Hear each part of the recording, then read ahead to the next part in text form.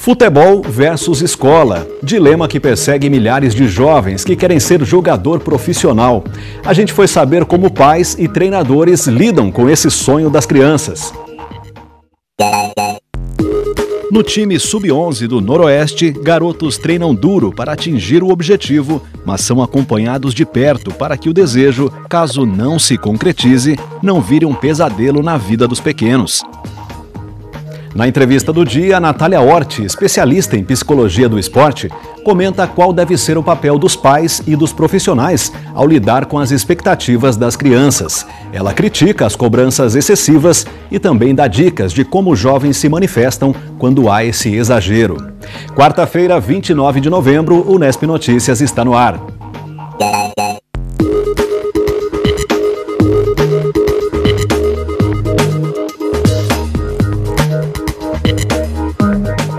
Boa noite. Ser jogador de futebol profissional, ficar famoso e ganhar dinheiro ainda é o sonho de milhares de garotos. Mas para chegar lá não basta ter talento, é preciso muito treino, disciplina e até sorte. Estatísticas mostram que menos de 1% dos jovens que querem ser jogador atinge esse objetivo. E por isso, mais do que incentivar, o papel dos pais e treinadores deve ser o de dar suporte para que os garotos saibam lidar com possíveis frustrações. Elenco reunido para acompanhar as orientações do treinador. É hora de corrigir os erros e estudar o adversário que vem pela frente. A hora que a bola entrava aqui no número 3, o que ele só fazia? Paralelo, fazia? Então só no alto. Essa garotada faz parte da equipe Sub-11 do Noroeste. Apesar da pouca idade, ninguém é poupado das cobranças. Como essa faixa etária, eles são muito novos, eles toda hora saem do foco da concentração, né? Eles saem. No total, o time é formado por 22 meninos de Bauru e de outras cidades do estado. Muitos foram aprovados após passarem pelas tradicionais peneiras. Desde maio, eles enfrentam um grande desafio: disputar o Campeonato Paulista da categoria, ao lado de outras equipes do interior e dos grandes clubes do estado.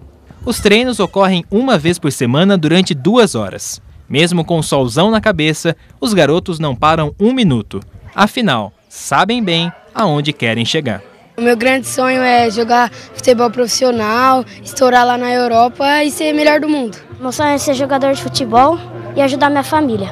Expectativa versus realidade. O desejo dessa garotada é se tornar estrelas do futebol. Mas nesse esporte, além de dominar a bola, é preciso saber lidar com o futuro profissional, muitas vezes incerto. O Carlos se espelha no craque Neymar. No entanto, tem consciência dos adversários que terá que enfrentar. Eu sei que tem os lados bons do futebol e os ruins, mas minha mãe, meu pai, toda a minha família me incentiva e vou fazer como se fosse a única oportunidade que eu tivesse na minha vida. A mãe incentiva o garoto como pode, mas desde cedo o prepara para enfrentar uma possível mudança de planos. A gente explica para ele que é assim, nós apoiamos porque é o sonho dele, né? Então, mas sempre frisamos para ele que pode acontecer, né? De não vir a calhar, entendeu? E aí a gente trabalha com ele para quê? Para que ele esteja preparado, chegar lá na frente, se isso acontecer, que ele não perca a autoestima dele, que ele não venha a entrar no quadro, né, de frustração. Matheus também sonha alto, quer brilhar nos gramados da Espanha. Vou tentar chegar, mas se eu não chegar, tem que estudar, né? Mas eu estou me dedicando e, se Deus quiser, eu vou ser um jogador profissional. O assunto estudo é prioridade para a família do Matheus, sem deixar de lado a vontade e o talento do garoto. Tem que ir seguindo passo a passo, né? Por enquanto, futebol, estudo. E se der certo, felizmente, ele merece estar se dedicando. É um batalhador, apesar da idade, é muito responsável e vamos esperar para ver o que acontece. Os pais contam com a ajuda do treinador. É ele quem cobra resultados, mas não apenas dentro de campo. Para o Leandro, mais do que jogadores, o objetivo é formar cidadãos do bem e que sejam craques na sala de aula. A gente passa muito para eles, né? Que independente se não for um jogador de futebol, né? Procurar em todas as áreas que eles for trabalhar, ou se eles têm outros objetivos que não são relacionados ao futebol, a gente sempre passa para eles, né? O que é bom e o que é ruim. Mas assim, o que eu mais cobro hoje em dia é a escola. Porque a mesma coisa, é uma coisa assim, se ele não for um bruto no jogador, pelo menos um cidadão do bem, a gente está formando aqui, bastante cidadão do bem. Um sonho e uma bola. E assim os meninos do Noroeste seguem firmes, buscando um dia balançar a rede ou agarrar as oportunidades que aparecerem em grandes equipes do Brasil e do mundo. E o time Sub-11 do Noroeste fez bonito no Campeonato Paulista e terminou entre os 4 melhores da competição. Foi eliminado na semifinal pelo Santos e levou o título simbólico de campeão do interior. Agora, o Noroeste se prepara para formar um novo elenco. Para saber quando serão as próximas peneiras, é só ligar para o telefone 99671-3168. E por falar em crianças, o Natal é uma época apropriada para ajudá-las a realizar seus sonhos. E justamente esse é o objetivo de um projeto desenvolvido por alunos da Unesp aqui em Bauru e que vai presentear quem mais precisa. O repórter Otávio Frabetti tem os detalhes. O projeto Adote uma Cartinha existe desde 2015 na Unesp em Bauru. O objetivo é que alunos, professores e servidores realizem o sonho de Natal de muitas crianças carentes que participam da campanha Papai Noel dos Correios. Para saber mais detalhes, a gente conversa com a Juliana Fernandes, uma das criadoras da ideia. Juliana, como é que surgiu esse projeto? Então, o projeto surgiu numa ideia assim, que a gente teve numa conversa com os nossos amigos, uma vontade que a gente tinha de fazer alguma diferença no mundo, fazer alguma ação social aqui na Unesp, e aí a gente teve a ideia de trazer as cartinhas do Correio para cá. Já com uma experiência que a gente tinha de conhecer o projeto dos Correios e tudo mais, a gente resolveu trazer para cá para ficar mais fácil o pessoal adotar. As pessoas interessadas em ler as cartinhas e adotar uma cartinha, elas podem procurar vocês aqui até que dia? A gente vai ficar aqui na Cantina da FEB até o dia 8 de dezembro, sexta-feira que vem, das 15h30 até as 16h30, das 18 às 19 horas e das 20h50 até as 21h10. Esse horário vale de segunda a sexta? Segunda a sexta, isso. A entrega de presentes, qual é o prazo para as pessoas entregarem os presentes? Também vai ser até sexta-feira que vem, nos mesmos horários de adoção das cartinhas, a gente vai estar sempre recebendo aqui. O objetivo de vocês é atingir quantas crianças nesse ano? A gente queria esse ano passar a quantidade do ano passado, que foram 400 cartinhas. A gente queria 400 para mais. Tá certo, muito obrigado pelas suas informações. Mais informações da campanha você confere na página do evento no Facebook. Otávio Frabetti para o Unesp Notícias.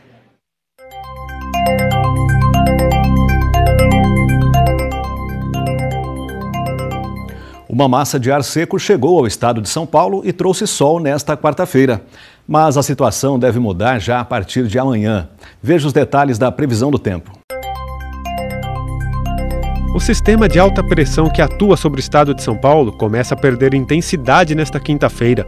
Com isso, áreas de chuvas isoladas podem se formar a partir da tarde, principalmente nas regiões oeste e norte. Em Bauru, não há previsão de chuvas para amanhã. Neste momento, a umidade do ar está em 40%. Os ventos sopram a 8 km por hora. Hoje a temperatura variou entre 16 e 29 graus. Amanhã, os termômetros devem variar entre 21 e 31 graus. Termina na próxima sexta-feira a campanha Fique Sabendo, da Secretaria Municipal de Saúde. O objetivo é realizar o teste rápido para HIV e sífilis, ambas doenças sexualmente transmissíveis. Os testes são de graça e estão sendo feitos no CTA, o Centro de Testagem e Aconselhamento. O endereço é Rua 15 de Novembro, quadra 3, 36, no centro de Bauru. O horário de atendimento vai das 7 da manhã até às 5 da tarde. Para outras informações, ligue para o telefone 3234-2576 ou acesse o site da Prefeitura. E no próximo bloco, o assunto é psicologia do esporte. O repórter Otávio Frabetti conversou com a psicóloga Natália Orti. Ela fala dos desafios que pais e treinadores têm ao lidar com o sonho das crianças que querem ser atletas profissionais. Continue com a gente que o intervalo é bem rápido. A gente continua a falar sobre a formação de novos atletas e como pais e treinadores devem contribuir para uma participação mais saudável dos jovens em qualquer modalidade. O repórter Otávio Frabetti conversou com a psicóloga esportiva Natália Orti. Acompanhe. Natália Pinheiro Orti é formada em psicologia na Unesp em Bauru e é especialista em psicologia do esporte. Além do atendimento clínico, ela presta consultoria para equipes e atletas profissionais. Natália, muito obrigado. Eu tive a oportunidade de acompanhar uma tarde de treinos da equipe Sub-11 do Noroeste, e eu pude ver o sonho dessas crianças, a vontade, o desejo de estar ali em campo, de seguir em frente, jogando futebol, né? Queria perguntar para você, com essa idade, 10, 11 anos, já é possível que eles realmente saibam o que querem fazer, ou muito desses sonhos, dessa expectativa, vem dos pais e dos treinadores? Olha, a gente pode observar uma mistura dessas duas dimensões, né, desses dois aspectos. O sonho de qualquer criança de 10 anos, ele precisa ser contextualizado nesse momento do desenvolvimento, seja ele para o futebol, para o esporte de alto rendimento ou para outras profissões ou outros projetos de vida.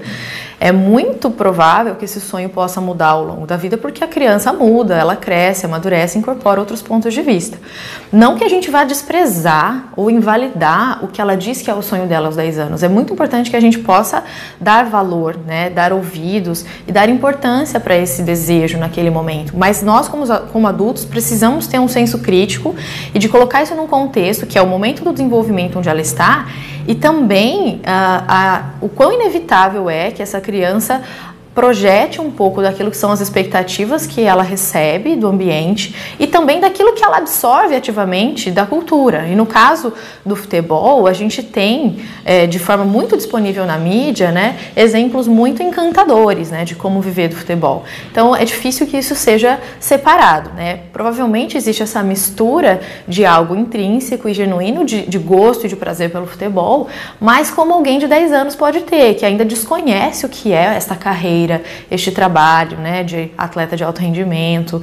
Então é preciso dar ouvidos e respeitar, levando em conta, sem romantizar, né, sem ser ingênuo em relação ao quanto isso ainda é o começo de um sonho que pode se transformar e que pode sofrer alterações muito grandes em função do ambiente, né, de quem são essas pessoas do ambiente que estão fomentando esse desejo por ela. A presença de jogadores famosos como Neymar, pessoas que deram certo, que se tornaram ricos, até celebridades, isso também alimenta essa expectativa, esse sonho? Sim, com certeza. A presença desses grandes ídolos do futebol, inegavelmente, produz muito mais possibilidades de desejo por essa carreira do que, inclusive, acontece em esportes onde esses grandes ídolos não estão tão conhecidos na mídia, não alcançaram tanto sucesso financeiro, não alcançaram tanta prosperidade, fama, etc. Então, é difícil. Inclusive, essa é uma das razões pelas quais a gente precisa colocar num contexto. De novo, não invalidando e descartando os desejos das crianças que gostam do futebol e manifestam um desejo de tentar e de jogar e de aprender e se destacar, mas sabendo que isso é permeado por todas essas influências, né? E o futebol tem muito isso. O futebol é um esporte que tem muitos jogadores que vão viver desconhecidos e vão nem chegar a ser jogadores profissionais e vão ter tentado muito bem. Alguns jogadores que vão se destacar de uma forma muito proeminente, de forma que outros esportes, inclusive, muitas vezes nem alcançam, né, tanto reconhecimento e fama. Então é difícil que as crianças brasileiras, né, considerando o nosso país, considerando todas as nossas características, não vejam no futebol e nos seus ídolos uma possibilidade de caminho, uma possibilidade de realização pessoal. E como lidar os pais? Como que os pais devem conversar com essas crianças? É preciso falar das frustrações? É preciso falar desse caminho? Ou nessa idade ainda não é uma boa hora de se conversar? É uma boa hora para começar a trazer a realidade para dentro desse sonho, né? Trazer o sonho, na verdade, para a realidade. É um bom jeito de fazer isso, considerando o processo em que ela está, considerando o momento que ela está. Não é recomendado que a gente faça isso drasticamente, né? Sendo absolutamente severo na previsão catastrófica de o resultado não chegar, ou acabando, inclusive, com o sonho das crianças. Não é exatamente isso que a gente recomenda, né? Não é nesse formato que a gente traz o sonho para a realidade. Mas é mostrar um pouco de coisas, muitas coisas que acontecem no processo, inclusive que estão acontecendo no momento presente, né? No processo daquele momento da criança jogando ali aos 10, 11 anos, que já ilustram o que é uma carreira assim, quais são as frustrações, o tanto de dedicação, o quanto tem muitas outras pessoas que também são boas, o quanto se treina para ficar bom, o quanto é difícil conciliar com a escola, mas é importante, o quanto acontece de jogar muito bem e mesmo assim perder, o quanto acontece, enfim, uma série de experiências dentro do processo onde ela está, que já podem ir ilustrando e tirando do romance, né, tirando daquele clima assim mais idealizado, né, a possibilidade de se tornar uma trajetória mesmo, né, de carreira e de um projeto de vida. Não é o caso dos pais que a gente conversou na reportagem, mas existe casos de famílias que se cobram dos filhos excessivamente. Sim. Os resultados. Quais os efeitos que isso tem tanto para o fortalecimento, para o desenvolvimento da criança e também no ambiente escolar? Essa cobrança de resultados, ela traz muitos prejuízos, né? Cobrar um resultado não garante e nem aumenta as chances desse resultado acontecer. Então, até em termos de desempenho dentro do esporte, a gente já tem a grande chance de prejudicar todo aquele treinamento e todo aquele esforço em função de buscar o resultado como consequência, né? Então, cobrar resultado é o mesmo que querer que a criança tenha controle, né, sobre um jogo que tem ali no mínimo 22 jogando, né, e mais 2 técnicos fora, interferindo, palpitando. Então, a gente torce pelo resultado, a gente deseja o resultado, a gente vibra pelo resultado, mas a gente não cobra como se fosse possível que isso fosse entregue pela mão de uma pessoa, como se fosse uma obrigação. Né? Não é assim, na verdade, que a gente aborda alto rendimento nem com os atletas profissionais, muito menos com crianças que estão aprendendo. Inclusive, a natureza é muito rica do esporte de aprender a lidar com frustração e com conquista como 2 faces da mesma moeda. Né? As crianças dão sinal que elas se sentem pressionadas, que elas precisam de um refresco nessas cobranças? Sim, as crianças dão sinais de que elas precisam, né, de um alívio dessas cobranças, elas dão sinais de que a cobrança interfere. Elas podem ficar muito inibidas diante da cobrança e não dizer nada, e isso é um sinal de que isso não está empolgando, que isso não está cativando e nem motivando a criança. Elas podem ficar tensas, ter dor de barriga, dor de cabeça, ter dificuldades, né, manifestações mais somáticas da ansiedade, né? Elas podem, depois do jogo, durante o jogo, manifestar muita irritabilidade, muita frustração, muita dificuldade de assimilar as frustrações ou as derrotas. Elas podem ter vergonha, né, do próprio desempenho, elas podem ter medo que as pessoas assistam. Tem N possibilidades desses sinais acontecerem. E o melhor jeito é prestar muita atenção na criança, tentando não projetar tanto as nossas expectativas e as nossas narrativas sobre elas. Tentar ouvi-las com mais atenção e criar contextos, dar condições para que elas se expressem, para que elas manifestem o que elas estão sentindo e precisando naquele momento. Por último, bem rapidinho, como os pais devem, então, incentivar esses sonhos, não deixar que a criança desista de uma prática esportiva e, ao mesmo tempo, ter toda essa sintonia, esse controle de que o estudo é importante, de que, se caso o futebol não der certo, existem outras alternativas? É um conjunto de práticas bastante amplo, né, para atingir todos esses objetivos ao mesmo tempo, mas acho que realmente é o ideal, né? Como pais, eu acredito que o ideal seria que os pais tivessem uma condição de participar e de se envolver moderadamente nessa prática, sem deixar que a torcida pelo filho se transforme em cobrança ou produza uma sensação de que aquele é o melhor e necessariamente o único caminho pelo qual o filho pode contentar e realizar os pais, pelo qual ele pode se tornar alguém e gostar do que ele faz. Né? É importante mostrar coisas do processo e não olhar sempre só para o resultado, só para a vitória ou só para a derrota. Então, o que ele aprendeu naquele jogo, tanto em termos de futebol quanto em termos das emoções, sobre trabalhar em equipe, sobre como é se dedicar a semana toda, enfim, e ter um resultado difícil. Então, é olhar para além do resultado e fazer menos da vitória e da derrota o assunto e mais o processo de desenvolvimento, seja esportivo e seja humano, que acontece ali na frente dos nossos olhos o tempo todo. Tá certo então, Natália, muito obrigado pela sua participação aqui no Nesp Notícias. Eu agradeço pela oportunidade. E antes de encerrarmos o Nesp Notícias de hoje, uma dica para quem gosta de música popular brasileira. A cantora e compositora Ana Júlia se apresenta daqui a pouco às 9 da noite no Sesc. No palco, a artista se apresenta com a sua voz envolvente, interpretando muito samba e também outros gêneros da nossa terrinha. A entrada é de graça. E é ao som de Ana Júlia cantando a música da rua que a gente se despede. Uma boa noite para você e até amanhã.